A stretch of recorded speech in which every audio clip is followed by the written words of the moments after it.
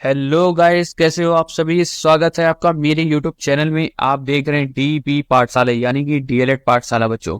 तो बच्चों, डीपी पाठशाला हमारे चैनल पे आपके डीएलएड पीटीसी के सभी विषयों की पढ़ाई होती है, बिल्कुल ही आसान भाषा में। चाहे आप हिंदी मीडियम के हो या फिर इंग्लिश मीडियम के, उससे कोई फर्क नहीं पड़ता बच्चों, क्योंकि हम आपको पढ़ाते हैं हिंदी और इंग्लिश दोनों ही भाषा में, ताकि आपको हर टॉपिक अच्छे से समझ में आ सके। कोई भी कंटेंट हम छोड़ते नहीं है, सारे कंटेंट हम लोग कवर करते हैं, ठीक है।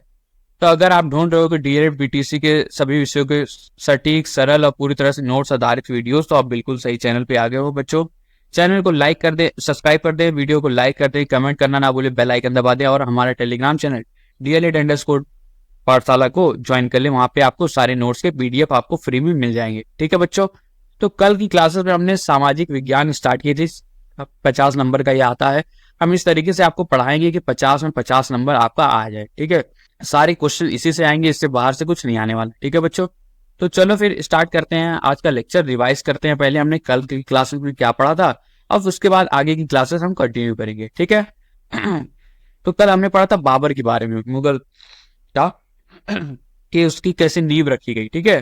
तो चलो स्टार्ट करते हैं, रिवीजन कर लेते हैं हम लोग, और उसके बाद से हम लोग कंटिन्यू करेंगे आज का लेक्चर, देखेंगे आगे हमने किसके बारे में पढ़ना है। आज हम थोड़ी लंबी क्लास हो सकती है, क्योंकि कल पहली क्लास थी तो छोटी थी, ठीक है। तो मुगल साम्राज्य की स्थापना जो है 1526 ईस्वी में बाबर द्वारा ने की थी। बाबर ने की थी। किसने? 1526 ईस्वी में बाबर ने की थी। बाबर का वंश कौन सा था? टिमुरिड, तैमुरिड वंश था, यानी ट्यूमरिड डायनेस्टी, ठीक है। प्रथम युद्ध जो हुआ था, तो प्रथम पानीपत का युद्ध हुआ था, इब्राहिम लोदी पर विजय प्राप्त किया गया था, ठीक है। इब्राहिम लोदी और बाबर के बीच में हुआ था, जिसमें इब्राहिम लोदी की हार हो गई थी। मुख्य रणनीति इसमें क्या थी? तुलगामा और तोप खाना है। तुलगामा हमने कल की क्लासेस में पढ़ाया था ना, आप लोग पढ़िएगा, लास्ट क्लास पिछली क्लास से जाइएगा तो आपको समझ में आएगा कि तुलगामा की रणनीति क्या थी और तोप खाना क्या की रणनीति क्या थी, ठीक है। तो ये दोनों रणनीति का यूज हुआ था प्रथम विश्व युद्ध पानीपत में, ठीक है, प्रथम युद्ध में। दूसरा युद्ध जो हुआ था खानवा, राणा संगा पर विजय प्राप्त की थी। और तीसरा युद्ध चंदेरी में हुआ था, चंदेरी का मेदिनी राय पर विजय हुई थी। और चौथा युद्ध घाघरा, घाघरा नदी अफगानों पर विजय हुई थी, ठीक है। साहित्यिक कृति में इसने एक ऑटोबायोग्राफी, खुद की बायोग्राफी लिखी थी, जिसको तुर्क बाबरी, तुर्की भाषा में लिखा था, तुर्क बाबरी के नाम था इसका। बाद में इसको ट्रांसलेट किया था बाकी फारसी और हिंदी में अनुवाद। इसका शासन 1526 से 1530 तक था, 4 साल का शासन था। बाबर की रुचियां साहित्य, लिटरेचर में और बाग बागीचा में और आत्मकथा लेखन, क्योंकि आत्मकथा इसने खुद लिखा था, तो समझे। तो ये आत्मकथा लेखन में तुर्क बाबरी, याद रखिएगा। ये था हमारा कल का क्लास का रिवीजन, ठीक है बच्चों। चलो फिर आगे बढ़ते हैं। अब हम पढ़ते हैं बाबर का बेटा हुमायूं, ठीक है। सॉरी, हुमायूं का बेटा बाबर नहीं, ऐसा नहीं होता ना। हुमायूं का जो पिता थे वो बाबर थे, ठीक है।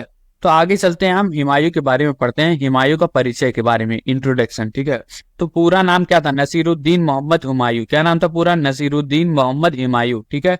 इनका जन्म 6 मार्च 1508 ईस्वी में हुआ था। कितने? 6 मार्च 1508 में काबुल में हुआ था, ठीक है, काबुल में। पिता का नाम बाबर, माता का नाम महम बेगम। क्या नाम था माता का नाम? महम बेगम, ठीक है। पिता का नाम बाबर था, माता का नाम महम बेगम था। याद रखिएगा, ये इंट्रोडक्शन परिचय कभी कभी पूछा जाता है। सिंहासन रोहड़ जो हुआ था 1530 ईस्वी में, ठीक है। 1508 में इनका जन्म हुआ था, 1530 ईस्वी में इनका सिंहासन रोहड़ हुआ था।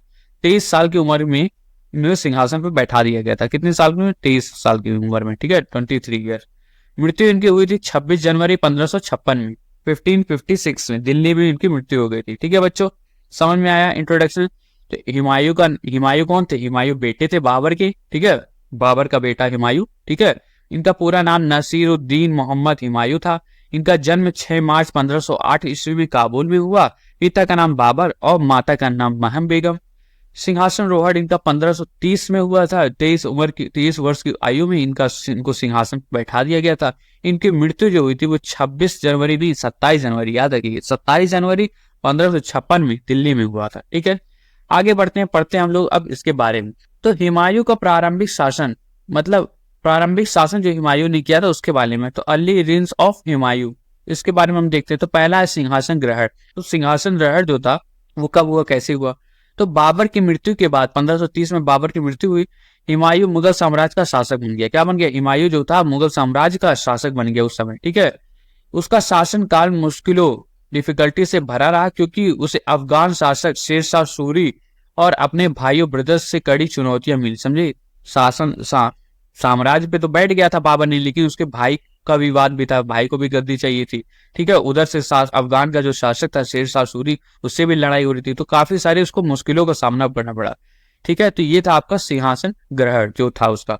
तो बाबर की मृत्यु 1530 ईस्वी में हुई। उसी के बाद हुमायूं गद्दी पे बैठ गया, मुगल साम्राज्य का शासक बन गया।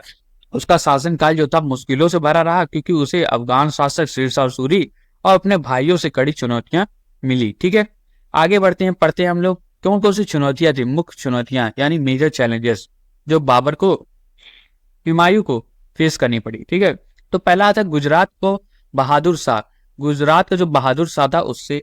ठीक है, अफगान का शासक शेर शाह सूरी, ठीक है, हमने बताया था ना, अफगान का शासक जो था और उसके भाइयों जो थे उन सबसे। अपने भाइयों का विद्रोह, रिबिलियन, अपने घर में अपने भाइयों से ही विद्रोह, जैसे कामरान थे, अस्करी थे, इंदाल था, तो ये सारे भाइयों से लड़ाई होने लगी।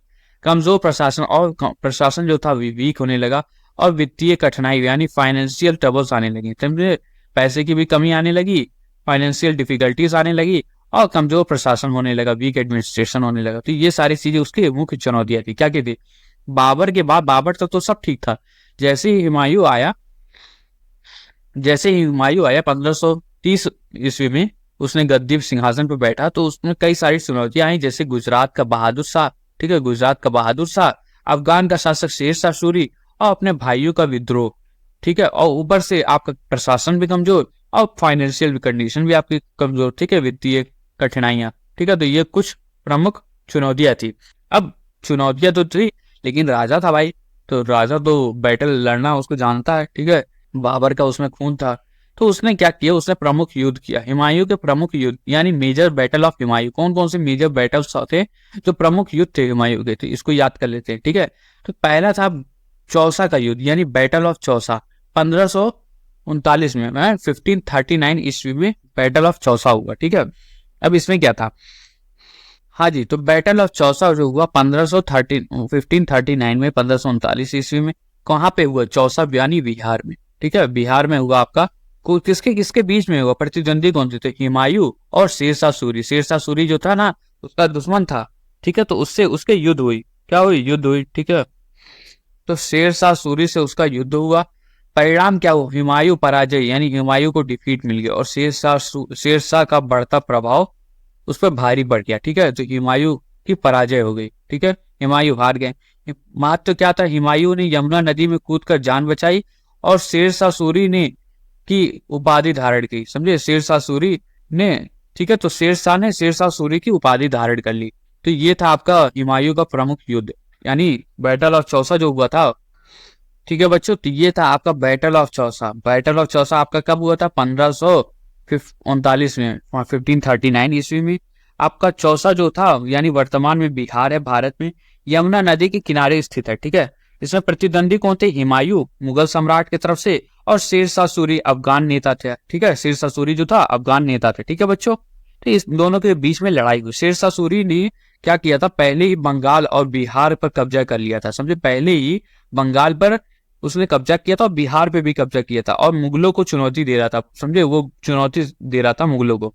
परिणाम क्या हुआ इस युद्ध का ये परिणाम हुआ कि हुमायूं की बुरी तरीके से हार हो गई, उसमें उसकी सेना लगभग नष्ट हो गई, और वो खुद यमुना नदी में कूदकर भाग गया, समझे। तो अपनी जान बचाने के लिए हुमायूं ने यमुना नदी में कूद करके जान बचाई अपनी आप की। ठीक है, याद रखिएगा इस चीज को। एक नाविक जो था, नाव चलाने वाला मल्लाह जो था, उसने जान बचाया, उसने बचाया उसको, जिसके बाद में हुमायूं ने इनाम दिया था, उसको इनाम भी दिया गया था, हुमायूं ने इनाम दिया था। तो इसका महत्व क्या था कि शेरशाह ने इस जीत के बाद शेरशाह सूरी की उपलब्धि ली और दिल्ली पर कब्जा कर लिया, समझे। तो शेरशाह सूरी जो था उसने क्या किया, इस बात के बाद, इस शेरशाह जो था, पहले शेरशाह इसका नाम था, ठीक है, तो शेरशाह सूरी के नाम इसको उपलब्धि मिल गई उसको, और इसने दिल्ली पर कब्जा कर लिया। हुमायूं को भारत छोड़कर भागना पड़ा, और 15 साल तक निर्वासन में रहा।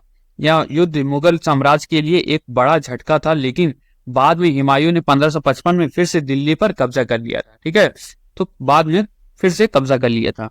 समझ में आ गया बैटल ऑफ चौसा 1539 ईस्वी वाला। आगे बढ़ते हैं, हम लोग पढ़ते हैं अब बैटल ऑफ कन्नौज यानी कन्नौज का युद्ध। 39 के बाद 40 में, 1 साल ही बाद, फिर से उसकी एक लड़ाई हुई कन्नौज का। ठीक है, इसमें क्या था, कन्नौज उत्तर प्रदेश में प्रतिद्वंदी फिर से हुमायूं और शेरशाह सूरी फिर से आ गए। परिणाम क्या हुआ, हुमायूं की फिर से हार हो गई। दिल्ली और आगरा से निष्कासन हो गया। समझे, दिल्ली भी चला गया और आगरा भी चला गया। ठीक है बच्चों, महत्व क्या है, हुमायूं का साम्राज्य पूरी तरह से खत्म और शेरशाह सूरी जो था हिंदुस्तान का पूर्ण नियंत्रण यानी कंप्लीट कंट्रोल करने लगा। समझे, तो दूसरा युद्ध जो था कन्नौज का, बाबर के बाद जो हुमायूं आया उसने लगातार दो अपने युद्ध अपने हार गया। पहला युद्ध था चौसा वाला युद्ध 1539 में, और फिर एक ही साल बाद उसने कन्नौज वाला युद्ध लड़ा। कन्नौज जो उत्तर प्रदेश में है, हुमायूं और शेरशाह सूरी के बीच में हुआ। हुमायूं को फिर से हार हो गई और दिल्ली और आगरा से निष्कासन हो गया। समझे, वहां से भाग गए। अब ये महत्व क्या हुआ इसमें कि हुमायूं का साम्राज्य पूरी तरीके से खत्म हो गया। शेरशाह सूरी जो था वो पूरे हिंदुस्तान पर पूरा कंट्रोल करने लगा, यानी पूर्ण नियंत्रण करने लगा। ठीक है, तो ये था आपका बैटल ऑफ कन्नौज। ठीक है बच्चों, समझ में आ गया हुमायूं का। तो हुमायूं अच्छा रूलर नहीं था, मतलब युद्ध नहीं लड़ पाता था। उसकी जो युद्ध करने की नीति थी वो थोड़ी गलत हो जाती थी। ठीक है, तो अब निर्वासन का समय यानी एक्साइल पीरियड, निर्वासन का समय देखते हैं एक्साइल पीरियड। तो कन्नौज के हार के बाद हुमायूं को लगभग 15 वर्ष तक, हमने बताया था ना, 15 वर्ष तक वो गायब था, वो निर्वासित था, यानी एक्साइल जीवन जीना पड़ा। समझे, निर्वासित हो गया। निर्वासन का मतलब हुआ कि अपने देश या सत्ता को बाहर रहना, अपने देश या सत्ता से बाहर रहना। तो हुमायूं ने क्या किया था, 1539 से 39-40 से लेकर के दो बड़ी हार जो चौसा और कन्नौज की हार हुई थी, मिलने के बाद भारत छोड़कर उसको भागना पड़ा। वो लगभग 15 साल तक, 1540 से 1555 तक लगभग उसने निर्वासन रहा। समझे, निर्वासन में रहा। ठीक है, तो 15 साल तक। तो कन्नौज की हार के बाद हुमायूं को लगभग 15 वर्ष तक निर्वासित जीवन जीना पड़ा। उसने पर्शिया में शाह तहमास्प, ठीक है, शाह तहमास से सहायता मांगी। उसने क्या किया, देखो ये जो था ये ईरान का था। ठीक है, ईरान का, हुमायूं ने ईरान का। और एक चीज और हुई थी बच्चों, इसमें जो था हुमायूं ने अपने भाइयों जो कमरान थे, अस्करी थे, हिंदाल थे, उन सबसे मदद मांगा पंजाब के, लेकिन उन्होंने उसका साथ नहीं दिया। समझे, उसके भाइयों ने भी उसका साथ नहीं दिया। तो फिर वो फारस यानी ईरान में शरण लिया। वहां पे उसने शाह तहमास्प से सहायता मांगी। उसने उसके मदद करने का स्वीकार किया, लेकिन उसने दो शर्तें रखती थी। ठीक है, कौन कौन सी शर्तें रखती थी, हुमायूं को शिया इस्लाम अपनाना होगा। ठीक है, हालांकि बाद में वो सुन्नी बन गया था, लेकिन शाह तहमास्प ने उसने दो शर्त रखी थी। पहला कि हुमायूं को आपको शिया इस्लाम बनना पड़ेगा, इस्लाम की एक कैटेगरी हो गई शिया इस्लाम बनना पड़ेगा, और उसे अफगानिस्तान जीतकर ईरान को सौंपना होगा। समझे, अफगानिस्तान इसको जीतना पड़ेगा और उसको ईरान को सौंपना पड़ेगा। ठीक है, तो ये दो शर्तें उसके रखी गई थी, तभी वो आपका हेल्प करता है। ठीक है, शाह तहमास्प। ठीक है, तो फारस में हुमायूं को स्वागत किया, उन्हें सैन्य सहायता यानी मिलिट्री सपोर्ट दी गई। समझे, तो ये था आपका एक्साइल पीरियड यानी निर्वासन का समय। ठीक है, तो कन्नौज के बाद हुमायूं को लगभग 15 वर्ष निर्वासित जीवन जीना पड़ा। उसने फारस यानी पर्शिया में शाह तहमास्प से सहायता मांगी, अपने भाइयों से मांगी, उन्होंने मना कर दिया, नहीं दिया। शाह तहमास्प से मांगी तो उन्होंने दो अपने शर्तें रखी। एक था आपका शिया मुस्लिम में कन्वर्ट करना, शिया इस्लाम में, और दूसरा आपका अफगानिस्तान को जीत करके ईरान को देना। ठीक है, ईरान को सौंपना। तो उसने कहा, मंजूर कर लिया, और उसे फिर सैन्य सहायता यानी मिलिट्री सपोर्ट दी गई। ठीक है, तो ये था आपका एक्साइल पीरियड।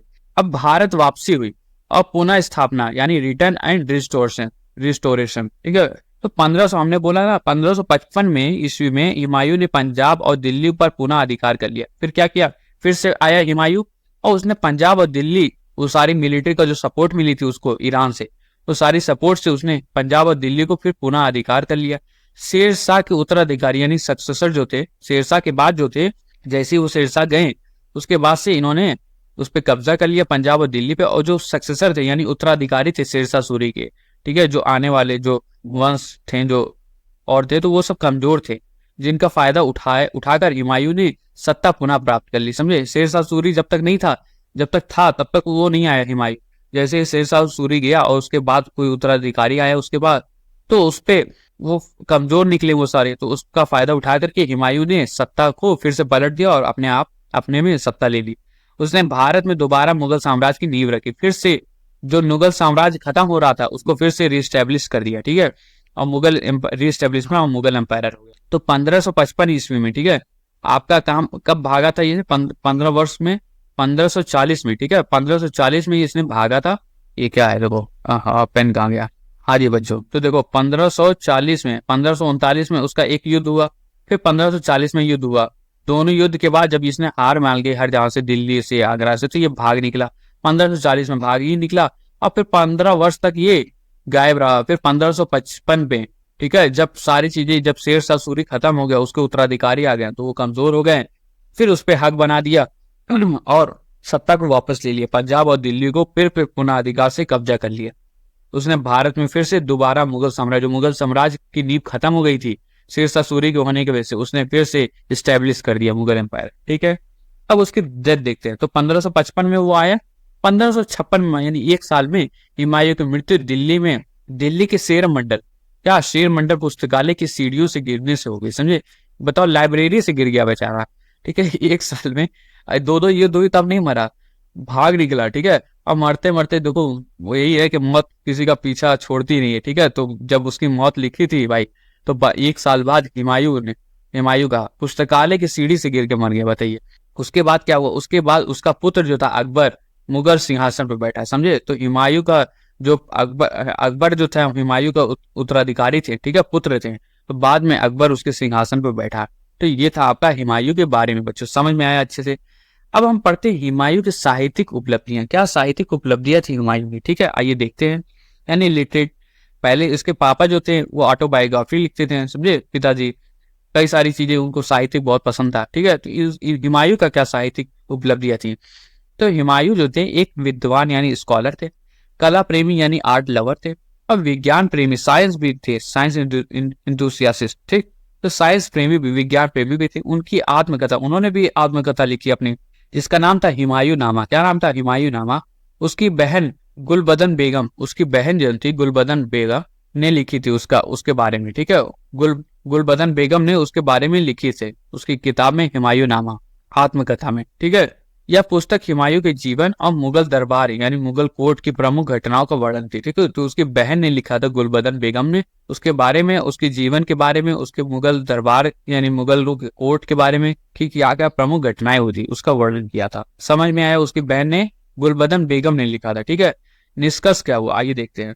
तो हुमायूं जो था एक संघर्षशील यानी स्ट्रगलिंग राजा था। वो उसका जीवन ही, उसका राजतंत्र ही पूरा संघर्ष में निकल गया, स्ट्रगल में। शेर शाह सूरी बेचारा उसको दबा करके रखा था, ठीक है।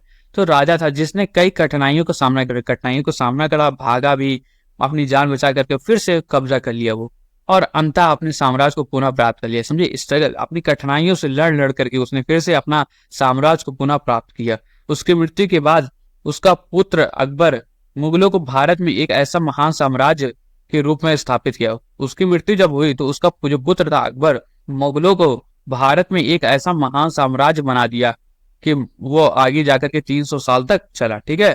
तो हुमायूं का ये था आपका निष्कर्ष यानी कंक्लूजन, ठीक है बच्चों। तो बहुत संघर्षशील था, राजा था, बहुत स्ट्रगलिंग था, कई सारी कठिनाइयों का सामना करा, आसानी से इसको कुछ नहीं मिला, ठीक है।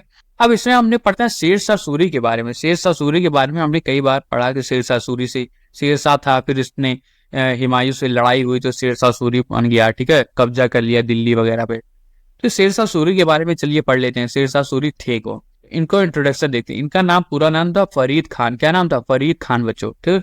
तो शेर शाह सूरी का पूरा नाम फरीद खान था। जन्म इनका 1486 यानी 1486 में सासाराम यानी बिहार में हुआ, ठीक है। पिता का नाम हसन खान सूरी। क्या नाम था पिता का, हसन खान सूरी। उपलब्धि इनको शेर शाह, कौन सी उपलब्धि मिलती, शेर शाह की। वंश इनका सूर वंश, कौन सा, सूर डायनेस्टी। और मृत्यु इनकी कब हुई थी, 12 मई 1545 में, कलीजर में, ठीक है, कलीजर में। तो ये था आपका शेर शाह सूरी का परिचय। क्या नाम था, उनका नाम था फरीद खान। उनका जन्म 1486 में सासाराम बिहार में हुआ था। पिता का नाम हसन खान सूरी। उपलब्धि इनको शेर शाह सूरी। वंश इनका था सूरवंश और मृत्यु इनकी 22 मई 1545 में कलीजर में, ठीक है। अफगानी नेता था, ठीक है, ये अफगानिस्तान का, ठीक है। आगे बढ़ते हैं हम लोग। कौन से प्रमुख कार्य थे जो उसने किए, तो इसने शेर शाह सूरी ने कौन से प्रमुख कार्य किए थे, मेजर वर्क। तो पहला था सामरिक सुधार यानी मिलिट्री रिफॉर्म, मिलिट्री में सामरिक में कैसे सुधार किया था, तो उसने मिलिट्री को मजबूत और संगठित सेना का निर्माण किया। उसने क्या किया, मजबूत और संगठित सेना जो मुगलों से लड़ सके ऐसी सेना का निर्माण किया। ठीक है, सैन्य व्यवस्था यानी इस मिलिट्री में अनुशासन यानी डिसिप्लिन अनुशासन लाया और संरचना किया, उसको स्ट्रक्चर दिया। घुड़सवार सेना लाया।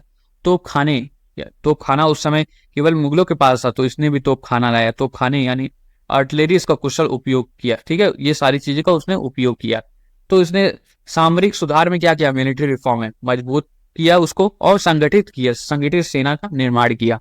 संगठित मतलब एक साथ मिलकर के एक साथ। जी हाँ बच्चों, तो समझ में आया हमने क्या पढ़ा था। हमने पढ़े थे कि शेर शाह सूरी का मिलिट्री रिफॉर्म, तो मजबूत संगठित सेना का निर्माण किया, सैन्य में मिलिट्री में अनुशासन और संरचना की, उसको स्ट्रक्चर किया, उसमें घुड़सवार सेना और तोपखाने को कुशल उपयोगिता को शामिल किया। ठीक है, दूसरा क्या था, प्रमुख मेजर जो कार्य उसने किए थे, प्रशासनिक सुधार, उसमें एडमिनिस्ट्रेशन रिफॉर्म किया। ठीक है, प्रशासनिक सुधार उसने किए। कैसे कैसे, उसने रेवेन्यू रिफॉर्म किया। ठीक है, राजस्व को सुधारा। ठीक है, जहां से पैसा वगैरह आता है। भूमि माप और राजस्व संग्रह यानी रेवेन्यू कलेक्शन, ठीक है, की नई प्रणाली उसने लॉन्च की। ठीक है, जो टैक्स वगैरह, भूमि कर वगैरह ये सारी चीजें होती हैं। फसल की उपज के आधार पर कर निर्धारित किया, समझे, जो फसलें होती है उसके उपज कितनी ज्यादा फसलें हो रही है उसके हिसाब से उसका टैक्स लगना। ठीक है, तो टैक्स वगैरह ये सारी चीजें उसने रिफॉर्म लाया। ठीक है, तीसरा उसने क्या किया, सड़क और यातायात को सुधारा। क्या किया, सड़क और ट्रांसपोर्ट यानी यातायात में सुधार किया। जैसे उसने ग्रैंड टैंक रोड या जीटी रोड का निर्माण किया। क्या किया, जीटी रोड का निर्माण किया। सारियों, इल्स और कुएं वेल का निर्माण किया और व्यापार और यात्रा में सुविधा मिली। ठीक है, समझ गया बच्चों, ये क्या था, नहीं समझा, चलो फिर अच्छे से इसको और अच्छे से समझाते हैं आप लोगों को। ठीक है, आइए, मैं आपको पढ़ा रहा हूँ, अगर हिस्ट्री सिविक्स ये सारी चीजें एसएसटी तो अच्छे से समझाने के लिए पढ़ा रहा हूँ, जिससे आपको नंबर अच्छे से आ सके। ठीक है, तो जो शेर शाह सूरी थे उसने कई सारे मुख्य काम किए। जैसे कौन कौन से मुख्य काम किए, तो उसने जो था मिलिट्री में अपने सुधार किया। क्या किया सुधार, जो उसको मिलिट्री को मजबूत किया और संगठित सेना बनाई। जैसे शेर शाह ने एक स्थायी सेना बनाई, समझे, स्थायी यानी परमानेंट सेना बनाई, जिसमें सैनिकों को नगद वेतन दिया जाता, समझे, उसको नगद वेतन दिया जाता था, कैश दिया जाता, पैसा दिया जाता था। ठीक है, नगद वेतन दिया जाता था। इससे सैनिक में और मनोबल बढ़ा। सेना को सीधे सुल्तान के नियंत्रण में रखा गया। किसके, सुल्तान के नियंत्रण में। सुल्तान उसको सेना को कंट्रोल करता था। कौन कंट्रोल करता था, सुल्तान। एक सेकेंड, तो इसने ये सारी चीजें की थी कि सुल्तान जो था इसको नियंत्रण करता था, कंट्रोल करता था। ठीक है, सुल्तान जो था। ठीक, दूसरा क्या क्या चीज था कि सैनिकों को नियमित जांच करवाता था। ठीक है, घोड़ों पर दाग डलवाता था। जो घोड़े रहते थे, जैसे उसके शत्रु के घोड़े और उसकी सेना जो थी वो मिक्स ना हो जाए एक दूसरे में। ठीक है, तो वो क्या करता था, घोड़ों में ब्रांडिंग करवाता, दाग, उसको दाग छपवाना, यानी वो होता है ना, लोहे को गर्म करके उसके बॉडी पे लगा देते थे, जिससे दाग पड़ जाता था। तो वो दाग रखता था जिससे पता चल सके कि ये कौन सी हमारी असली सेना है, कौन सी नकली सेना। ठीक है, तो सेना को कई इकाइयों में बांटा था उसने। घुड़सवार सेना हो गया, पैदल सेना हो गया, तोपखाना वाला, ये सारी चीजें उसने लाई थी। ठीक है, तोपखाना हो गया, घुड़सवार हो गया। ठीक है बच्चों, ये था। फिर उसने प्रशासनिक सुधार, एडमिनिस्ट्रेशन रिफॉर्म किया। क्या किया, प्रशासनिक सुधार किया। उसने क्या किया, उसने जमीन नापी गई। ठीक है, जमीनों को नापा गया उसमें। ठीक है, उसमें कर सिस्टम लाया, उसने टैक्स सिस्टम लाया। किसान के से उपज, तो किसान जो थे वो जो उपज यानी जो खेती करते थे उसका 1/3 कर के रूप में लिया जाता, समझे, उसका 1/3 हिस्सा जो था वो कर के रूप में यानी टैक्स के रूप में लिया जाता था। ठीक है, किसानों का उपज का, इन सारी चीज को उसने लाया, जिससे उसका जो सिस्टम था वो आसानी से, अच्छी तरीके से, फाइनेंशियल कंडीशन भी उसकी अच्छी चल रही थी। इसी तरीके से उसने सड़क और यातायात भी सुधारे। ठीक है, जीटी रोड जो आपका बंगाल से लाहौर पाकिस्तान तक बनवाई थी। ठीक है, बाद में अंग्रेजों ने इसे कोलकाता से पेशावर तक बढ़ाया। ठीक है, उसने, ठीक है, तो ये सारी चीजें आपकी उसने सुधारे थी, यातायात वगैरह। जीटी रोड उसने निर्माण करवाया था, व्यापार और यात्रों में सुविधा हुई थी। ठीक है, तो ये शेर शाह सूरी के प्रमुख काम थे। आगे चलते हैं कि सामाजिक सुधार उसने क्या किया, सोशल रिफॉर्म। अब सामाजिक भी कुछ सुधारा होगा, तो सामाजिक यानी सोशल रिफॉर्म में उसने क्या किया, तो उसने धार्मिक सहिष्णुता यानी रिलीजियस टॉलरेंस लाया। ठीक है, एक दूसरे के प्रति जो धार्मिक जो लड़ाई होती तो वो सारी चीजें उसको दूर करने के लिए उसने धार्मिक सहिष्णुता लाई। जनहित कार्य नीतियां, यानी जो जनहित के लिए, जनों के लिए यानी पब्लिक के लिए जो फायदेमंद नीतियां होती है, वेलफेयर पॉलिसीज, उसको लाई। शिक्षा यानी एजुकेशन और मदरसों का निर्माण किया, ये सारी चीजों का इसलिए निर्माण किया। ठीक है बच्चों, ये था आपका सामाजिक सुधार जो आपका शेरशाह सूरी ने किया था। फिर इकोनॉमिक यानी आर्थिक सुधार, तो आर्थिक सुधार में उसने क्या किया, उसने मुद्रा का स्थिरीकरण यानी करेंसी स्टेबलाइजेशन, करेंसी को स्टेबलाइजेशन किया, स्थिरीकरण किया। व्यापार यानी ट्रेड और कॉमर्स का प्रोत्साहन किया। सड़क और व्यापार मार्ग का विकास किया। समझे, ये सारी चीजें उसने बनवाई। ये सारी चीजें आपकी क्या थी, आर्थिक सुधार। समझ में आया बच्चों?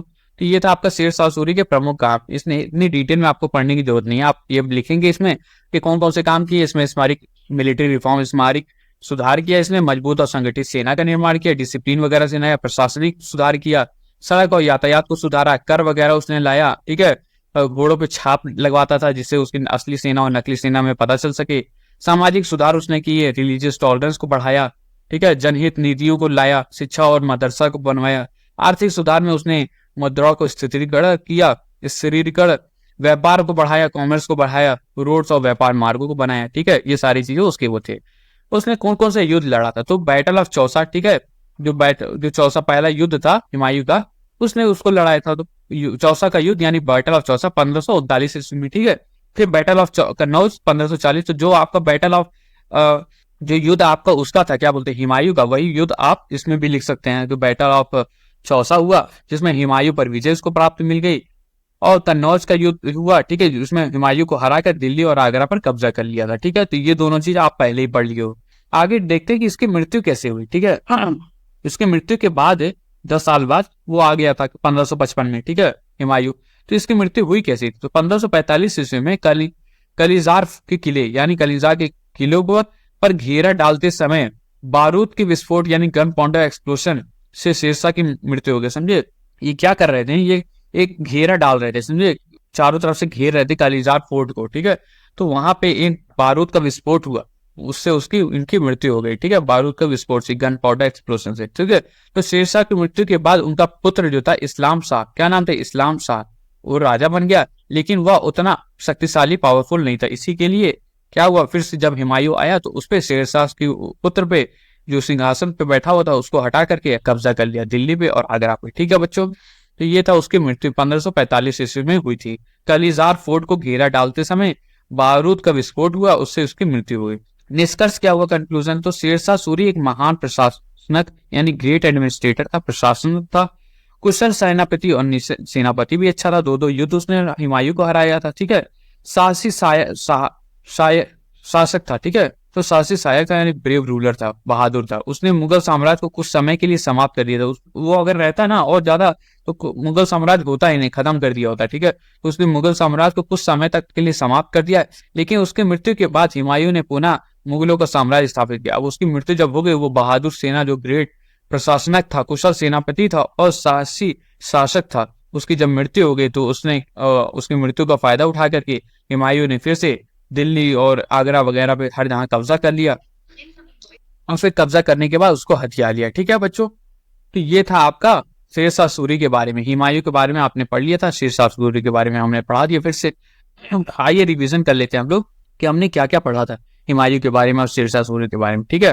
तो चलो स्टार्ट करते हैं। फिर हुमायूं का शासन कब हुआ, 1530 ईस्वी में, बाबर के बाद से स्टार्ट हुआ 1530 ईस्वी में। ठीक है, प्रमुख शत्रु कौन था, इसका जो मेन शत्रु था, एनिमी था, वो शेरशाह सूरी था। शेरशाह सूरी से ही हमेशा इसकी लड़ाई होती थी, ज्यादातर 2 युद्ध हुआ, उससे दोनों में उसको पराजित मिला। उसके भाइयों भी उसके विरोध थे, भाइयों से भी उसकी लड़ाई होती थी। प्रमुख युद्ध जो था बैटल ऑफ चौसा और बैटल ऑफ कन्नौज 1539 और 1540 में, दोनों में इसको हार मिल गई। ठीक है, निर्वासन, प्रमुख युद्ध जो था बैटल ऑफ चौसा और बैटल ऑफ कन्नौज 1539 और 1540 में, दोनों में इसको हार मिल गई। ठीक है, निर्वासन इसने किया, 15 वर्ष का निर्वासन किया फारस में। ठीक है, फारस में इन्होंने निर्वासन किया, उसको मिलिट्री वहां का ईरान ने दिया। ठीक है, भारत वापस हुआ 1555 में। कब हुआ, 1555, यानी 15 साल काटने के बाद उसने 1555 में भारत वापसी हुई और 1556 में उसकी मृत्यु हो गई। कैसे, लाइब्रेरी की सीढ़ी से, शेर मंडल की सीढ़ियों से गिर कर गई। ठीक है, आत्मकथा इसकी लिखी गई हुमायूं नामा के नाम से। इसकी लेखिका कौन थी, उसकी बहन थी गुलबदन बेगम। ठीक है, तो ये था हुमायूं के बारे में बच्चों। शेर शाह सूरी के बारे में हम देख लेते हैं, रिवीजन कर लेते हैं, ठीक है। तो शेर शाह सूरी का असली नाम क्या था? फरीद खान। क्या नाम था? फरीद खान। शेर शाह सूरी नाम नहीं था, ठीक है, शेर शाह था। फिर शेर शाह के बाद सूरी, शेर शाह सूरी इसको मिला जब इसने हुमायूं को हराया, ठीक है। असली नाम इसका कुछ और था, असली नाम था इसका फरीद खान। क्या था? फरीद खान। शासनकाल इसने किया गया 1540 से 1545, 5 वर्ष तक शासन किया था। 5 साल में इसने हुमायूं को दहाड़ करके रख दिया था, ठीक है। प्रमुख युद्ध कौन कौन सा था इसका? Battle of Chausa, battle of Kannauj, जो इस पे हुमायूं पे इसने विजय प्राप्त की थी। सुधार, इसने कई सारे सुधार किए, रिफॉर्म किए राजस्व में, ठीक है, राजस्व में, टैक्स वगैरह में, सड़क में और प्रशासन में और मुद्रा में। ये सारी चीजें, मुद्रा में इसको स्टेबलाइजेशन लाया, प्रशासन में उसको प्रशासन सैन्य सेना अच्छी करी, उसको कंट्रोल किया, नियंत्रण किया, सड़कें बनाई उसने, राजस्व यानी टैक्स कलेक्ट करना, ये सारी चीजें। जीटी रोड का निर्माण किया, ग्रैंड टैंक रोड। मृत्यु इसकी हुई, बारूद विस्फोट हुआ कलिंजर फोर्ट में 1545, उसमें उसकी मृत्यु हो गई। उत्तराधिकारी इसका कौन था? इस्लाम शाह, जो कि कमजोर शासक था। समझ में आया बच्चों? ये था आपका शेर शाह सूरी और हुमायूं के बारे में। आशा करता हूँ आज की क्लास आपको अच्छी लगी होगी, पसंद में आई होगी, समझ में आया होगा, ठीक है। तो चलो दोस्तों, एक बार हम लोग फिर से रिवीजन कर लेते हैं अच्छे से, जिससे आपको ये टॉपिक भूले ना, ठीक है। चलो एक बार फिर से हम लोग रिवीजन कर लेते हैं स्टार्टिंग से, हमने क्या क्या पढ़ा। तो बाबर की मृत्यु के बाद हुमायूं जो था, हुमायूं गद्दी पे बैठा, ठीक है। और हुमायूं का नाम क्या था? नासिरुद्दीन मोहम्मद हुमायूं। नासिरुद्दीन मोहम्मद हुमायूं। 6 मार्च 1508 में इसका जन्म हुआ काबुल में। पिता का नाम इनके बाबर था, माता का नाम महम बेगम था। सिंहासन रोहा 1530 ईस्वी में, 30 वर्ष की आयु में हुआ। और इनकी मृत्यु 27 जनवरी 1556 यानी दिल्ली में हो गई थी, ठीक है। हुमायूं का प्रारंभिक शासन कैसे हुआ? तो हुमायूं का जब बाबर की मृत्यु हुई 1530 में, तो हुमायूं को बैठा दिया गया। बहुत ही मुश्किलों में उसने अपने शासन को रखा था। अफगान का शासक था एक शेर शाह सूरी, उससे हमेशा उसकी लड़ाई होने लगी, उससे 2 युद्ध उसने लड़ा, दोनों में उसकी हार हो गई। और अपने भाइयों से भी उसको कड़ी चुनौतियां मिलती थी, भाइयों से सपोर्ट मांगता था, भाई भी सपोर्ट नहीं देते थे, संरक्षण नहीं देते थे, ठीक है। मुख्य चुनौतियां उसकी कौन सी? गुजरात का बहादुर शाह, अफगान का आपका शासक शेर शाह सूरी, भाइयों का विद्रोह और कमजोर प्रशासन और वित्तीय कठिनाई यानी financial condition. Battle of Chausa उसका हुआ 1539 ईस्वी में, जिसमें चौसा यानी बिहार में हुआ था। इसमें हुमायूं और शेर शाह सूरी के बीच में लड़ाई हुई। हुमायूं को पराजय मिला, पराजय हो गई और शेर शाह सूरी का बढ़त बढ़ गई, ठीक है। हुमायूं ने यमुना नदी, इस युद्ध में बचने के लिए, अपनी जान बचाने के लिए उसने हुमायूं में यमुना नदी में अपना कूद गया और बच गया, भाग निकला वहां से। और शेर शाह सूरी को उसको उपलब्धि धारण मिल गई, ठीक है।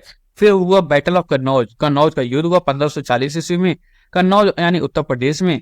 प्रतिद्वंदी इसमें फिर वही थी, हुमायूं और शेर शाह सूरी। हुमायूं की इसमें हार हो गई और दिल्ली और आगरा को से निष्कासन कर दिया गया, ठीक है। अब यहाँ से हुमायूं भाग गए 15 वर्ष तक के लिए, ये चले गए दूसरे जहां। उनसे उन्होंने सपोर्ट मांगा, उन्होंने 2 शर्तें रखी कि आप सिया इस्लाम को ले लें, अपना लें। और दूसरी शर्त क्या थी? दूसरी शर्त क्या थी उनकी? कि अफगानिस्तान को जीत करके उन्हें ईरान को देना है, ठीक है। तो ये थे उनकी 2 शर्त। हुमायूं का साम्राज्य पूरी तरीके से खत्म हो गया, शेर शाह सूरी ने पूरी हिंदुस्तान पे कंट्रोल करने लगा, ठीक है। निर्वासन पीरियड जो इसका था 15 वर्ष तक था। हार के बाद पर्शिया गया यानी फारस गया, और वहां एक राजा था शाह तहमास्प, उससे सहायता मांगी, उसने उसको सहायता दी, सैन्य सहायता दी, मिलिट्री सपोर्ट। फिर उसने वापस जब 1555 में, उस 1545 में उसकी मृत्यु हो गई थी। किसकी मृत्यु हो गई थी? आपकी शेर शाह सूरी की। उसकी मृत्यु के बाद 1555 में जब उसके उत्तराधिकारी कमजोर था, तो उसने फिर से वापस भारत लौट करके और फिर से गद्दी को अपना लिया, ठीक है। पंजाब और दिल्ली को पुनः अधिकार कर लिया, ठीक है। और फिर मुगल साम्राज्य का रिस्टेब्लिशन एम्पायर किया, ठीक है। फिर से मुगल साम्राज्य की नींव रख दी।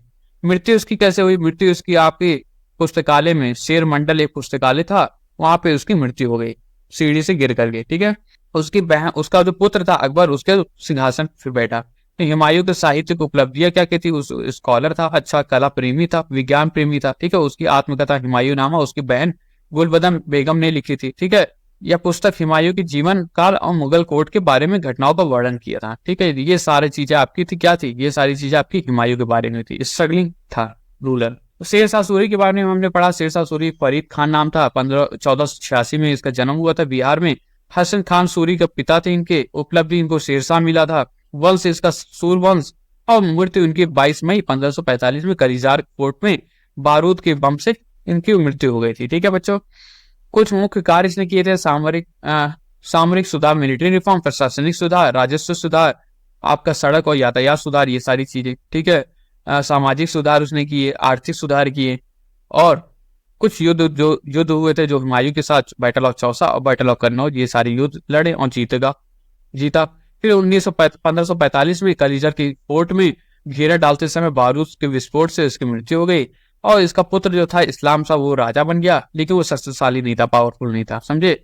तो उसके बाद से फिर से रिस्टेब्लिशमेंट हुआ, हुमायूं वापस आया और गद्दी को उसने हथिया लिया। ठीक है, तो ये था आज की क्लास। आशा करता हूँ आप लोग को पसंद आई होगी, समझ में आई होगी। कल हम पढ़ेंगे अकबर के बारे में। ठीक है बच्चों, तो बने रहिए इसी के साथ हमारे यूट्यूब चैनल के साथ। वीडियो को लाइक करें, चैनल को सब्सक्राइब करें और बेल आइकन दबा दिया करें। हमारे चैनल, हमारे नोट्स के लिए आप लोग DLED_ पाठशाला टेलीग्राम चैनल ज्वाइन कर ले, वहाँ पे आपको सारे नोट्स के PDF आपको मिल जाएंगे फ्री में। ठीक है, तो बने रहिए बच्चों, मिलते हैं नेक्स्ट वीडियो में। तब तक के लिए धन्यवाद आप सभी का, तब तक के लिए बाय बाय।